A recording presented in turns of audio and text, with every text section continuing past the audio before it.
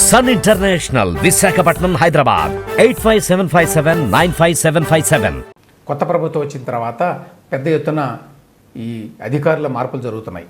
కొద్దిమంది అధికారులు ఏ రకంగా ప్రవర్తించారు గత ప్రభుత్వంలో, ఎంత అరాచకంగా వ్యవహరించారు అనే విషయాలు కూడా బయటకు వస్తున్నాయి.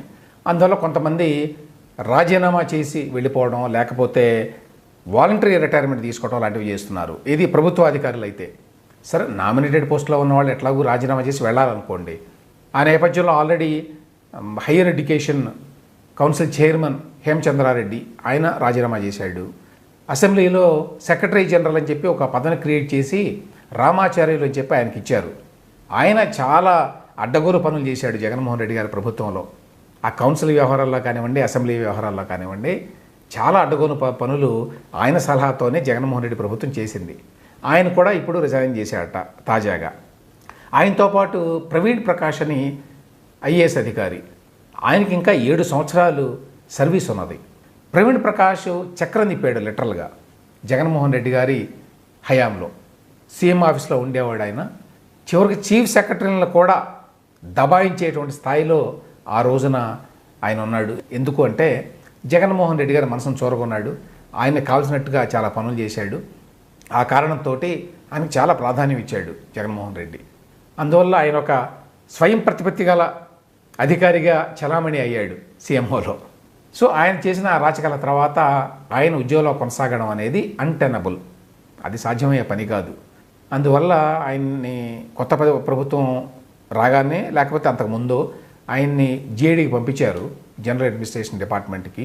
అంటే పని లేకుండా బెంచ్ మీద కూర్చోబెట్టారు. ఆయన ఇప్పుడు వాలంటరీ రిటైర్మెంట్ తీసుకున్నట్ట. ఆయన కాకుండా మరొక వార్త ఏమిటంటే, ఇవాళ సంతోష్ మెహ్రా అని చెప్పి ఒక సీనియర్ ఐపీఎస్ అధికారి ఉన్నారు. ఆయన సెంట్రల్లో ఉన్నారు. యాక్చువల్గా గతంలో 2022లో మళ్ళీ రాష్ట్రానికి వచ్చారు. రాష్ట్ర కేడర్కి చెందినవారు అన్నమాట సంతోష్ మెహ్రా. ఆయన సెంట్రల్లో ఉండగా మంచి పనితీరు కనబర్చాడని చెప్పి ఆయన స్కేల్ కూడా చాలా పెంచారట. డీజీపీ హోదా ఇచ్చారు. దాంతోపాటు ఆయన స్కేల్ కూడా, ఆ టాప్ స్కేల్ ఏదైతే ఉంటుందో అది కూడా ఇచ్చింది సెంట్రల్ గవర్నమెంట్. 2022లో ఆయన రాష్ట్రానికి వచ్చాడు. రాష్ట్రానికి వచ్చిన తర్వాత ఆయనకి డీజీపీ పదవి పొందేటువంటి అర్హత ఉన్నది. కాబట్టి సహజంగానే వెళ్ళి ముఖ్యమంత్రిని అడుగుతారు, డీజీపీగా నన్ను కూడా కన్సిడర్ చేయండి అని. అప్పుడు గౌతమ్ సవాంగ్ గారిని పంపించేటప్పుడు కొత్త వ్యక్తిని డీజీపీ పదవిలో అపాయింట్ చేయాల్సి వచ్చినప్పుడు సంతోష్ మెహ్రా గారు కూడా వెళ్ళి జగన్మోహన్ రెడ్డి గారిని అడిగారట. అడిగితే జగన్మోహన్ రెడ్డి గారు మొహమాటం లేకుండా ఒక మాట చెప్పారట. అందుకు మెచ్చుకోవాలి జగన్ని. ఏమని చెప్పాడంటే, ఏమండి మాకు రాజకీయ పరంగా చాలా అవసరాలు ఉన్నాయి, అందువల్ల మా మనిషిని మేము పెట్టుకుంటాం డీజీపీకి అని చెప్పాట. ఎవరు ఆ మనిషి? రాజేంద్రనాథ్ రెడ్డి గారు. ఆయనకి యాక్చువల్గా అర్హత లేదు, అయినా కూడా టెంపరీగా పెట్టుకున్నట్టుగా పెట్టుకొని ఆయనకి అన్ని బాధ్యతలు అప్పచెప్పారు. అందరికీ తెలుసు డీజీపీగా. ఆయన యాక్చువల్గా ఇన్ఛార్జ్ డీజీపీ మాత్రమే ఆయన ఉన్నంతకాలము కూడా. కాబట్టి ఆ నిర్ణయం తీసుకున్నాడు. కాబట్టి జగన్మోహన్ రెడ్డి ఆ మాట చెప్పి, మాకు మా రాజకీయ అవసరాలు ఉన్నాయి కాబట్టి మాకు కావాల్సిన మనిషిని ఆ పదవిలో పెట్టుకుంటాము, కానీ మీకు ఏదైనా మంచి పదవి ఇస్తాను, అంతేకాదు రిటైర్ అయిపోయిన తర్వాత కూడా ఎక్స్టెన్షన్ కూడా ఇప్పిస్తాను, మీకు వేరే పదవి కూడా ఇస్తాను, కాకపోతే మీరు కొన్ని పనులు చేయాలి అని అడిగాట. ఏమిటా పనులు? 2 పనులు. ఒకటి, అప్పటికే ఏబీ వెంకటేశ్వరరావు గారి వ్యవహారం నడుస్తోంది.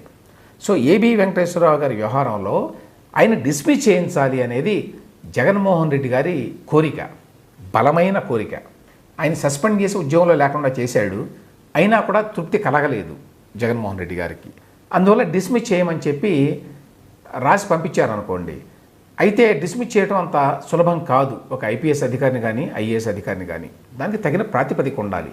అందువల్ల అది జరగదని చెప్పి అనుమానించి ముందే సంతోష్ మెహ్రా గారికి చాలా అనుభవం ఉంది కాబట్టి, సెంట్రల్లో ఆయన పనిచేశాడు కాబట్టి, అక్కడ కూడా ఆయనకి సంబంధాలు ఉంటాయి కాబట్టి, నెట్వర్క్ ఉంటుంది కాబట్టి, ఈయన ద్వారా అయితే ఆ పని అవుతుందని చెప్పి భావించిన జగన్మోహన్ రెడ్డి ఆయన అడిగారట, మీరు ఈయన్ని డిస్మిస్ చేయించాలి, ఈయన కనుక డిస్మిస్ చేయించగలిగితే మీరు మాకెంతో పనికొస్తారు. ఒకటి. రెండవది, చంద్రబాబు నాయుడు గారి మీద చాలా కేసులు పెట్టాలని అనుకుంటున్నాం, అప్పుడు ఇంకా పెట్టలా. అందు గురించి వర్క్ మొదలుపెట్టాము, దానికి సంబంధించి మీరు సహాయం చేయాలి, మీరు దానికి నాయకత్వం వహించి మీరే ఈ కేసులన్నీ పెట్టి చంద్రబాబు నాయుడు గారిని వాటిల్లో ఇంప్లికేట్ చేయాలి. ఇవి 2 కోరికలు జగన్మోహన్ రెడ్డి గారు కోరినవి. సంతోష్ మెహ్రా గారు పాపం పాతకాలపు ఐపీఎస్ ఆఫీసర్లాగా ఉన్నారు.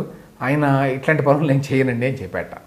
నాకు సాధ్యం కాదు, నా వల్ల కాదు ఇవి అని అంటే వెంటనే జగన్ గారికి కోపం వస్తుంది. అట్లయితే సరే మీ పని మీరు చూసుకోండి అని పంపించి ఆయనకు ఒక అప్రధానమైన పోస్ట్ ఇచ్చారు. చాలామందికి సంతోష్ మెహ్రా గారు డీజీపీ స్థాయి ర్యాంకు అధికారి ఎక్కడున్నాడో కూడా గత 2-2.5 సంవత్సరాలుగా ఎవరికీ తెలియదు. డీజీపీ పదవిలో ఉండాల్సిన వ్యక్తి ఏదో స్పెషల్ ప్రొటెక్షన్ ఫోర్స్ ఏదో పెట్టి దానికి డీజీ అని చెప్పి పంపించారు. ఒకటి పోనీ అందరితో ఊరుకోవచ్చు కదా, ఏదో అప్రధానమైన పోస్ట్ ఇచ్చారు, ఏదో అప్రధానమైన పోస్ట్ ఇచ్చాము చాలు ఇక అని వదిలేయచ్చు కదా. అట్లా వదిలేయడు జగన్మోహన్ రెడ్డి గారు. ఏం చేశాడు, ఆయనకి ఆ స్కేలు టాప్ స్కేల్ ఉన్నదని చెప్పాను కదా డీజీపీగా, అది సెంట్రల్ గవర్నమెంట్ వారు ఇచ్చారు.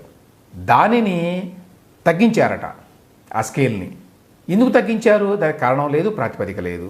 దాని మీద ఈయన లెటర్ రాశారు జవహర్ రెడ్డి గారికి, ఈ విధంగా తగ్గించారు, నాకు సెంట్రల్ గవర్నమెంట్ ఇచ్చింది అది, దానికి తగ్గించాలంటే దానికి ఒక కారణం చూపాలి, దానికి ఒక ప్రాతిపదిక ఉండాలి, ఎందుకు అలా చేశారు అంటే జవహర్ రెడ్డి గారు స్పందన లేదు.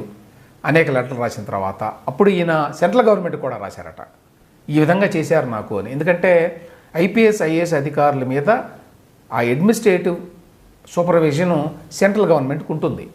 కాకపోతే సెంట్రల్ గవర్నమెంట్ ప్రతిసారి పట్టించుకోదనుకోండి. ఈయన లేఖలు రాస్తే వాళ్ళు క్లారిఫికేషన్ ఇచ్చారట, ఆ విధంగా తగ్గించడానికి వీల్లేదు, తగ్గించాలంటే దానికి కారణం ఉండాలి అని ఒక క్లారిఫికేషన్ ఇస్తూ అన్ని రాష్ట్రాలకి పంపించారట, నాట్ ఓన్లీ ఏపీకి. అయినా కూడా ఇవ్వలేదట. ఆయన రిటైర్ అయ్యే వరకు ఇవ్వలేదట. రిటైర్ అయిన తర్వాత అప్పుడు ఇక తప్పదు కాబట్టి అప్పుడు ఇచ్చారట. మళ్ళీ రెస్టోర్ చేశారు, ఇవ్వడం అంటే కొత్తగా కాదు, పాతది ఏది ఉన్నదో అది. ఈయన గతంలో ఆంధ్రప్రదేశ్లో పనిచేసినప్పుడు నక్సల్ ఎఫెక్టెడ్ ఏరియాస్లో పనిచేశారు. నక్సల్ ఎఫెక్టెడ్ ఏరియాస్లో ఎస్పీగా పనిచేస్తే వాళ్ళకి కొంత ప్రొటెక్షన్ ఇస్తారు రిటైర్మెంట్ అయిన తర్వాత ఐపీఎస్ అధికారులకి, ఎందుకంటే వాళ్ళకి ప్రమాదం ఉంటుంది ఎప్పటికైనా అని చెప్పి. ఆ విధంగా ఆయన కూడా అడిగారు, నాకు సెక్యూరిటీ కల్పించండి అని. కల్పించలేదు జగన్మోహన్ రెడ్డి గారి ప్రభుత్వం. సో ఈ విధంగా తమ మాట వినకపోతే, తాము చెప్పినట్టల్లా అడగపోతే ఏ స్థాయిలో పెద్ద పెద్ద ఐపీఎస్ అధికారుల్ని ఐఏఎస్ అధికారుల్ని కూడా జగన్మోహన్ రెడ్డి ప్రభుత్వం వేధించింది అనడానికి ఇదొక ఎగ్జాంపుల్. ఏ స్థాయిలో వేధించారు, ఎంత వాళ్ళనైనా కూడా ఎలా వేధించారు, ఏ రకంగా వేధించారు అని చెప్పడానికి అన్నమాట ఇదొక ఎగ్జాంపుల్. ఇట్లాంటి వాళ్ళు ఇంకా చాలామంది ఉన్నారు. ఈ కథలన్నీ ఇంకా బయటకు రావాల్సి ఉంది. ఆ రకంగా మొత్తం ప్రభుత్వ యంత్రాంగాన్ని వ్యవస్థని సర్వనాశనం చేశాడు జగన్మోహన్ రెడ్డి.